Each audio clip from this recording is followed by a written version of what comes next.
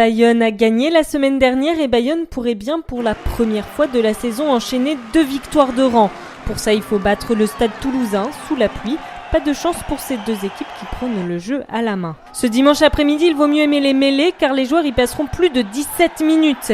Les Toulousains montrent que dans ce secteur, ils sont les meilleurs. Il y a un avantage en cours. Signalé par M. Trénini, les avants relèvent le ballon pour leur demi de mêlée. Bézi choisit de conserver et de fixer la défense. Il va au sol, la défense est hésitante. Aura Galant rafute Donnelly et aplatit sans que Martial ne puisse rien faire. Le troisième ligne titulaire de dernière minute fête là son retour à la compétition après plus d'1 mois d'absence. Après 21 minutes de jeu, les Rouges et Noirs mènent de 10 points à Jean Daugé, en partie grâce à leur mêlée. Sobus s'est vu refuser un essai, Duplessis s'est fait contrer, ce qui a en partie amené l'essai du Stade Toulousain. Il faut se rattraper. L'ancien Almontois lance le capitaine Moribaud derrière un regroupement, mais la défense toulousaine ne laisse rien passer. Quoi qu'elle se mette à la faute, Duplessis profite de l'avantage en cours pour tenter une passe au pied vers son ailier. Kunatani est trop court, Janet inscrit son premier essai en 2016, juste à temps. Grâce au travail des avants, l'aile de Janet était découverte. Kunatani partait donc avec du retard, même si la passe au pied de Duplessis est parfaitement dosée. Janet n'a plus qu'à aplatir. Après la transformation, les Basques ne sont plus qu'à 3 points des Toulousains. À la demi-heure de jeu, ils sont revenus et après une faute de Marchand qui n'est pas sorti de la zone de plaquage, Sobus permet même à l'Aviron de mener pour la première fois du match.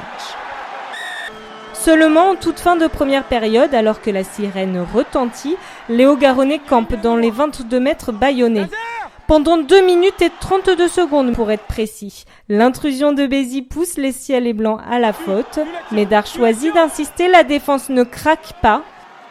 Du sautoir relève le ballon pour McAllister, qui tente à son tour une passe au pied pour son coéquipier. C'est raté. Monsieur Trénini revient donc à la pénalité. Les Basques n'ont pas fait l'effort de se sortir au sol.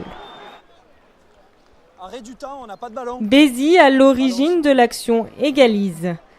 13 partout à la pause, les locaux ont eu la possession du ballon, mais ça ne suffit pas à distancer les Toulousains.